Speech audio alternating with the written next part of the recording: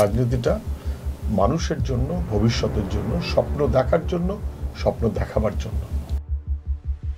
BJP করা যায়, BJP থেকে তৃণমূল করা যায়, তৃণমূল করে ধান্দায় না ফসলে আপনি বিজেপি, আবার বিজেপি করে ধান্দায় না ফসলে আপনি আবার তৃণমূল।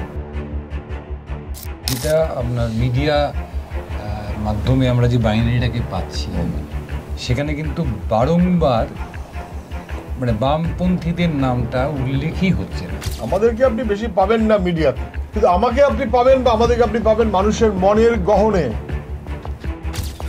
বামপন্থীদের নামটা উল্লেখ করবে, এরা তো টাকা দিয়ে রাজনীতি করে না। মানুষ আশীর্বাদ করুক যেন আমরা ইলেকট্রাল বন্ডে চিরকাল জিরোই থাকতে পারি। লেখাপড়া করছে, পরীক্ষা পাশ করে রাস্তায় বসে আছে, পুলিশ পেটাচ্ছে, ফেল করার লোক চাকরি পাচ্ছে। কোথায় যাচ্ছি আমরা? যাচ্ছি কোথায়?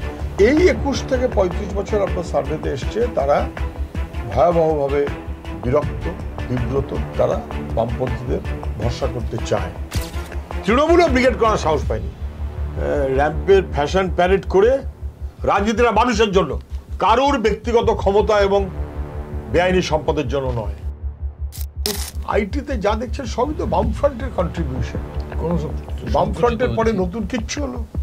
অন্তত এই অসভ্যতা করতে তার অংশীদার কখনো। বুদ্ধবাবু সরকার থেকে চলে যাওয়ার বলেছিলেন যে 10 বছর পর লোকে যখন বুঝবে যে আমরা ঠিক মানুষের জন্য কাজ করছিলাম, লোকে বুঝবে যে ভুলটা হয়ে গেল, তখন দেরি হয়ে যাবে। শিক্ষা, স্বাস্থ্য, রুটি, রুচি, তিনটে লড়াই। ভরসা রাখুন, বদলে যাবে। কোথাও মিস করেন সব।